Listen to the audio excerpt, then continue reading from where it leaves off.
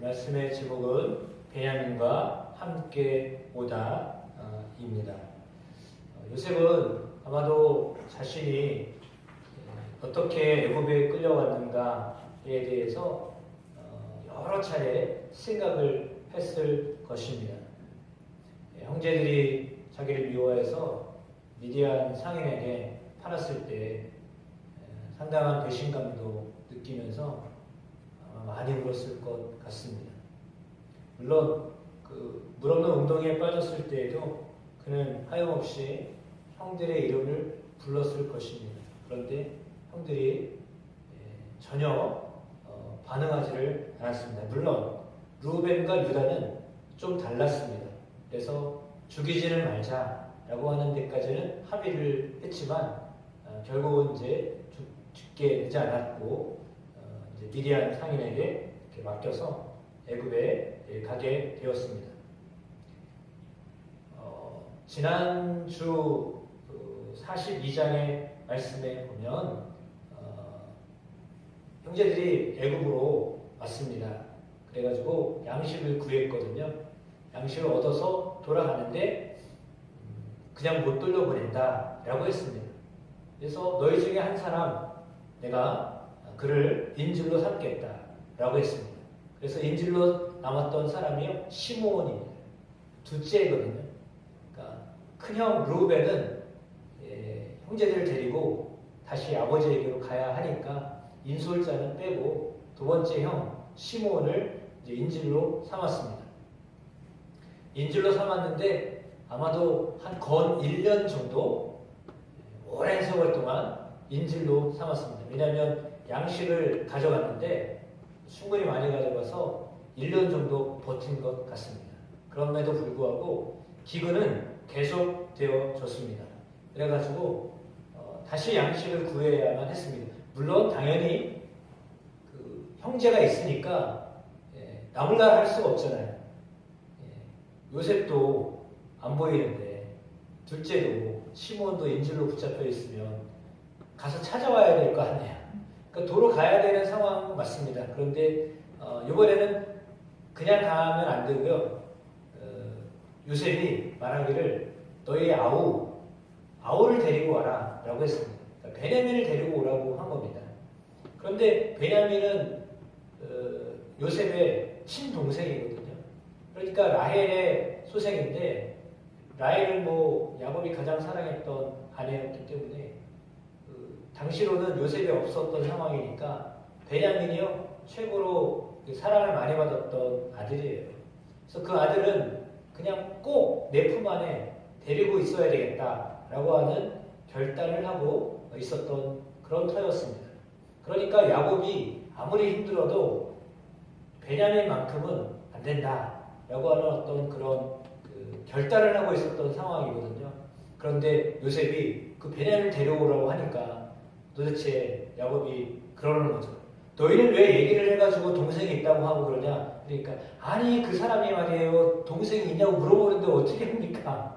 그래가지고 동생이 있다고 했더니 동생을 데려오라고 하잖아요. 너희가 다음에 양식을 가져올 때는 동생을 데려오라고 하는데 동생을 안 데려오면 양식을 안 준다고 하잖아요. 그럼 어떻게 해요? 근데 아무도 말을 못해요 아버지한테. 아버지가 버럭 화내가지고 혼쭐을 낼까봐 말도 못 꺼내는 겁니다. 소가리만 하고 있습니다. 양식은 떨어져 가죠. 이제 동생은 데리고 가야 되죠. 근데 아무도 말을 하지 못합니다. 루벤 형이 말하면 좋은데 루벤 형도요 꿀벌은 버버립니다. 가만히 있습니다. 왜 혼날까봐요. 아버지한테 잘못한 게 너무 많잖아요. 그래가지고 말을 못합니다. 근데 놀랍게도 유다가 나섭니다. 8절부터 우리 한번 같이 읽어보겠습니다. 유다가 그의 아버지 이스라엘에게 이르되 저 아이를 나와 함께 보내시면 우리가 곧 가리니 그러면 우리 아버지와 우리 어린 아이들이 다 살고 죽지 아니하리이다. 내가 그를 위하여 담보가 되오리니 아버지께서 내 손에서 그를 찾으소서. 내가 만일 그를 아버지께 데려다가 아버지 앞에 두지 아니하면 내가 영원히 죄를 지리이다. 우리가 지체하지 아니하였더라면 벌써 2번 갔다 왔을 일이다. 유다가 나섰습니다. 그러면서 말하는 게 뭐예요? 벌써 왔다 갔다 2번을 왔다 갔다 했을 겁니다. 그런데 지금 아무도 얘기를 하지 않아가지고 양심은 떨어져 가는데 어떻게 합니까? 이번에는 할 수 없습니다. 데려가야 됩니다. 그래서 유다가 나섰습니다. 유다는 참으로 하나님께 찬송을 드리는 사람입니다.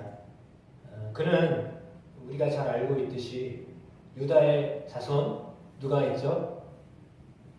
다윗이 있습니다. 다윗의 자손 누가 있죠? 예수님이 계십니다. 유다는 넷째 아들임에도 불구하고 실제적으로 영적인 장자와 같은 역할을 했던 사람입니다. 정말 어려울 때 넷째지만 첫째처럼 그 역할을 했던 사람입니다. 그래서 아버지에게 이야기한 사람도 유다입니다. 그리고 베냐민을 반드시 데려오겠습니다. 그 죄값은 내가 지겠습니다. 라고 하면서 그렇게 중보자 역할을 감당했던 사람이 유다입니다. 이런 절박한 유다의 설득에 아버지 야곱이 마음이 무너지기 시작합니다. 그래서 그들에게 이르되 그러할진대 이렇게 하여라. 너희는 이 땅의 아름다운 손을 그릇에 담아가지고 내려가서 그 사람에게 예물로 드려라. 이것저것 많은 것들을 가져가라 라고 했습니다. 그리고 너희 손에 갑절의 돈을 가지고 가라. 왜냐하면 올 때에 돈을 다 넣어주었거든요. 돈을 분명히 지불하고 왔는데 그 돈을 도로 넣었습니다. 그래가지고 이게 어쩐 일이냐라고 했거든요. 그러니까 이제 가도 사실은 이렇게 아주 편하지 않는 마음으로 가게 되었습니다. 그러니까 야, 이 돈도 너희 자루에 다 넣어가지고 다시 가져가라. 혹시 너희가 잘못이 있었을까? 그걸 두렵지 않냐? 그러니까 돈도 2배로 가져가라. 라고 해가지고 그렇게 하도록 했습니다. 그리고 내 아우도 데리고 떠나라. 그리고 그 사람에게로 가라. 라고 말합니다. 그러면서 이렇게 말합니다. 14절 우리 같이 한번 읽어보겠습니다. 전능하신 하나님께서 그 사람 앞에서 너희에게 은혜를 베푸사 그 사람으로 너희 다른 형제와 베냐민을 돌려보내게 하시기를 원하노라. 내가 자식을 잃게 되면 이르리로다. 야곱이 나중에 어떤 마음을 가져요?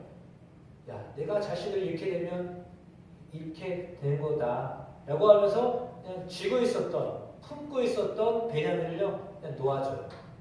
아, 얘가 어떻게 되더라도 이제는 어떻게 할 수가 없겠구나 라고 하는 그런 이제 자기가 가장 아꼈던 아들 베냐민을 손에 쥐고 있었는데 안 되겠다. 이제는 내가 이 손에 쥐고 있었던 베냐민을 그냥 풀어서 놔야 되겠다 라고 하는 마음을 갖게 된 거죠. 그래서 내가 자신을 잃게 되면 이르리다 라고 하는 마음으로 이제 그렇게 마음을 이제 열어놓기 시작했습니다. 이사야 9장 6절에 예수님을 향한 이사야서에 적혀져 있는 말씀은 이렇습니다. 이는 한 아이가 우리에게 낳고 한 아들을 우리에게 주신 바 되었는데 그의 어깨에는 정사를 메었고 그의 이름은 기묘자라 모사라 전능하신 하나님이라 영존하시는 아버지라 평강의 왕이라 할 것입니다. 예수님을 향하여서 하신 하나님의 말씀입니다. 하나님이 예수님을 저렇게 보신 거예요. 거기 보니까 중간에 전능하신 하나님이라 평강의 왕이라 이렇게 기록되어져 있잖아요. 아까 읽었던 말씀처럼 야곱이 전능하신 하나님이 은혜를 베풀어 주실 것이다 라고 하는 그 믿음으로 베냐민을 이렇게 내어놓게 되는 것을 보게 됩니다. 오늘 이 본문을 통하여서 우리가 깨닫게 되는 것이 있습니다. 그 깨달음은 뭐냐면 하나님은 예수 그리스도를 우리에게 보내셔서 그리스도를 통하여 이제 온 인류가 하나가 되게 하신다 라고 하는 것을 깨닫게 하십니다. 물론 오늘 본문에는 유다가 그 역할을 합니다. 유다를 통해서 요셉과 베냐민이 그리고 가족들이, 형제들이 하나가 되게 되어집니다. 유다가 그 역할을 감당했습니다. 유다의 후손이신 예수님이 동일하게 그 역할을 감당하고 계신 겁니다. 그래서 지금도 여전히 예수님이 우리를 가족으로 묶어놓으시는 분이세요. 예수 그리스도는 우리의 중보자가 되십니다. 그래서 예수 그리스도를 통하여서 나의 형제가 형제를 찾도록 하십니다. 요셉을 사실은 시기하고 미워하고 질투했던 대상자였잖아요. 그런데 그 요셉을 사랑하는 또 아끼는 마음을 갖게 되어지는 것을 이제 나중에 발견하게 됩니다. 그 중간 역할을 오늘 유다가 했던 것처럼 예수님이 그 역할을 하십니다.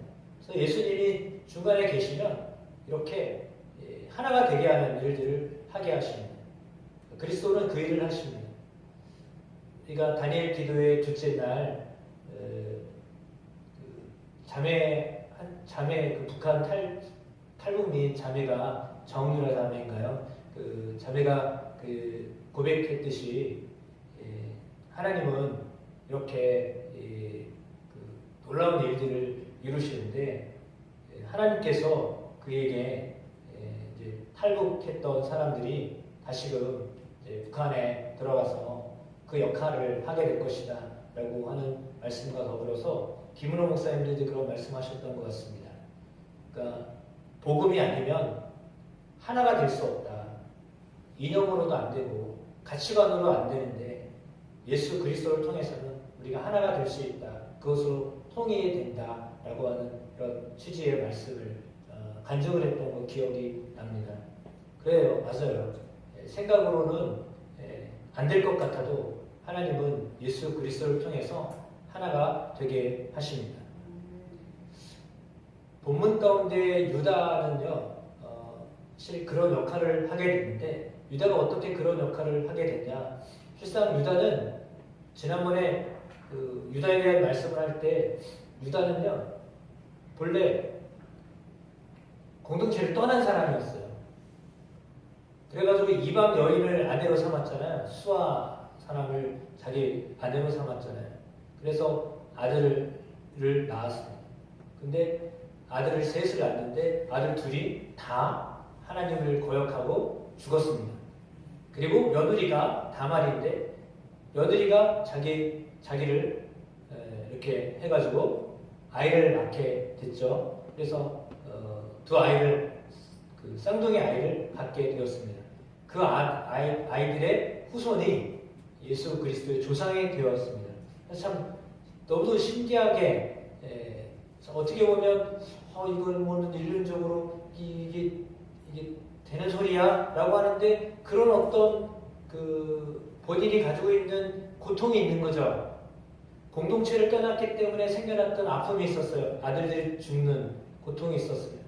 그리고 며느리를 아내로 맞이할 수밖에 없는 상황 속에서 아이 둘을 자기 아들로 삼았던 그런 고통이 있었어요. 그 과정 가운데 하나님을 만난 거예요. 내가 내 생각대로 내 계획대로 삶을 살려고 했는데 그게 아니구나 라고 하는 것을 나중에 깨달아요. 후에 깨달은 거예요. 그래가지고 그 자녀들을 낳아가면서 며느리로 왔던 다말을 통하여 아들 쌍둥이를 낳아가면서 하나님께로 마음이 돌아서요. 그래서 그때 회개하면서 하나님의 은혜를 경험하게 됩니다. 그리고 나서 사람이 바뀐 거예요. 그전에는 자기만 생각하고 나갔어요. 내가 그냥 내 마음대로 살겠다 라고 하고서 나갔던 사람인데 그것이 아니라는 것을 나중에 깨달았죠. 집안이 막 이게 엉망이 되면서 나중에 깨달은 거예요. 그래서 다시 돌아왔어요. 다시 돌아왔을 때는 가족에 대한 마음을 애틋하게 갖게 된 거죠. 그것이 하나님의 은혜였습니다. 그래서 그 다음부터는 더 가족을 챙기는 마음이 유다에게 생겼던 것 같아요. 그러다 보니까 오늘도 역시 마찬가지로 아버지에게 나와서 이야기할 수 있었던 사람은 유다였어요. 그런 과거에 고통이 있었기 때문에 자신의 어떤 실패가 있었기 때문에 가족을 향한 마음을 특별한 마음을 갖게 하셨던 거고요. 그랬던 유다의 후손 예수 그리스도가 역시 마찬가지로 그런 일들을 지금 우리 가운데서 행하고 계십니다.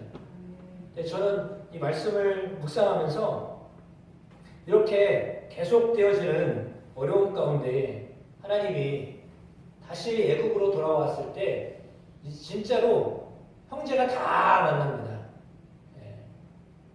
총리가 되었던 요셉 앞에 온 12아들들이 한꺼번에 다 만나게 됩니다. 정말로 다 형제들이 같이 만나게 되는데 그때 요셉의 꿈처럼 자기 형제들이 자기에게 절을 합니다. 성경에 절을 했다는 표현이 2번 나와 있는데 그렇게 되어져서 이제 온 가족들이 이제 형제들이 다 모이게 되었습니다. 더군다나 이제 베냐민을 20년 만에 만났습니다. 그래서 총리였던 요셉이 그들이 하는 말을 다 알아들었거든요. 히브리 말을 하지만 자기가 다 어렸을 때 다 했던 말이니까 모국어니까 다 알아들었거든요. 근데 말하는 이야기를 다 듣고 마음이 상당히 울컥했어요. 그래가지고 자기 방으로 들어가서 막 한참을 울고 막 감정 조절을 억지로 해가지고 정을 억제한 다음에 다시 이게 돌아오게 되는데 그때 형제들에게 요청을 했어요. 우리 집으로 오라고. 자기 집으로 오라가지고 밥을 먹자고 했습니다. 점심시간에 우리 집에 와서 점심을 내가 대접하겠다 라고 했거든요. 그래가지고 왜 우리를 자기 집으로 오라고 하나 상당히 두려웠어요. 걱정이 됐어요. 좋은 것보다는 걱정이 된 거죠. 잘못한 게 있다 보니까 걱정이 됐습니다. 물론 형제인지는 모르고 간 거죠. 그런데 왜냐하면 그때 돈을 자루에 넣어가지고 갔으니까 이것도 꼬투리 잡아가지고 그때 스파이 아니냐? 너희가 정탐꾼 아니냐? 이번에 또 무슨 죄를 씌워가지고 우리를 곤란하게 할까? 이런 것들 때문에 상당히 두려움 가운데 있었는데 오라고 하니까 할 수 없이 이제 오라고 그러면 가야죠. 총리가 오라고 그러면 가야죠.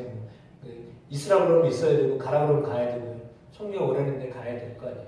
그래서 정말 불안한 마음으로 두려운 마음으로 이렇게 요셉의 집에 갔습니다. 근데 너무 놀라운 것이 요셉이 자리를 만들었는데 요즘에 또 이렇게 어떤 공식적인 행사에 가면요 의자에 이름표가 다 있어요. 높은 분들은 이름표 다 썼잖아요. 그래서 누구 뭐 시장, 뭐 국회의원, 시의원 이런 식으로 다 적어놓잖아요. 그러니까 아마 표시를 한 것 같아요. 그래가지고 형제 순서대로 써놨어요. 그들이 놀랬어요. 아니 어떻게 우리의 순서를 알고 이렇게 다 써놨나? 그 자리에 앉으라고 한 거예요. 그게 더 두렵죠. 아니 우리가 형제 순서를 어떻게 다 알고 1번부터 11번까지 그 자리대로 앉으라고 그러니까 야 이것도 뭔가 이랬습니다. 근데 참 놀랍게도 마음껏 즐기라고 한 겁니다. 걱정을 시키지 않고 염려를 내려놓게 했어요. 더군다나요 막내에게는요 음식을 줬는데요 5배를 줬어요. 2배도 아니고요 5배를 줬어요. 그리고 어떡하나 봤어요. 막내인데 사실은 막내가 많이 먹겠어요. 먹으면 큰형을 줘야 되는데 맨 막내한테 5배를 줬어요. 그리고서 형제들을 지켜봤어요. 어떡하나. 과연 그들이 여전히 서로 사랑하는가? 라헬의 아들, 자기들이 배다른 아들이잖아요. 배다른 형제잖아요. 베냐민을 정말 사랑하는가? 라고 하는 것을 보려고 5배를 줬어요. 그리고 이렇게 봤는데요. 이렇게 아끼는 거예요. 근데 왜냐하면 야곱이 신신당부했잖아요. 제 잘못 때문에 어떻게 하냐. 그 아버지의 그 영향력이 상당히 컸기 때문에 이제 그들은 그 막내를 사랑하는 마음이 확연하게 달라져 있었다라고 하는 것들을 이제 깨닫게 되었습니다. 그것이 오늘 창세기 43장의 마지막이거든요. 아직까지도 요셉은 자신이 어떤 사람인지를 밝히지 않아요. 형제라고 말을 안 해요. 그들은 전혀 눈치를 못 챘어요. 근데 심정적으로 이제 말을 하게 될 상황은 왔는데 아직까지는 말을 안 해요. 왜냐하면 한 번 더 확인하려고요. 형제들이 정말 서로 사랑하는가 라고 하는 걸 보려고 시험을 하려고 마음을 먹었습니다. 이제 거기까지 오늘 본문의 말씀이거든요.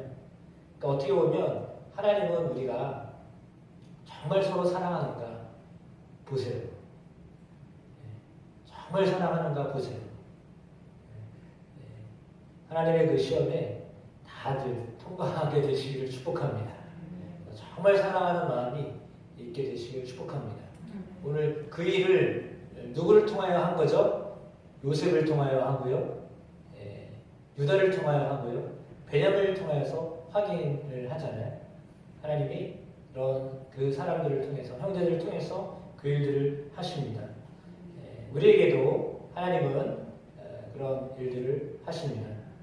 물론 예수 그리스도를 통해서 우리가 진실로 서로 사랑하는 마음으로 살게 하십니다. 그 마음을 우리 안에 주시는데 그 마음을 놓치지 않는 여러분의 삶이 되시기를 주님의 이름으로 축복합니다.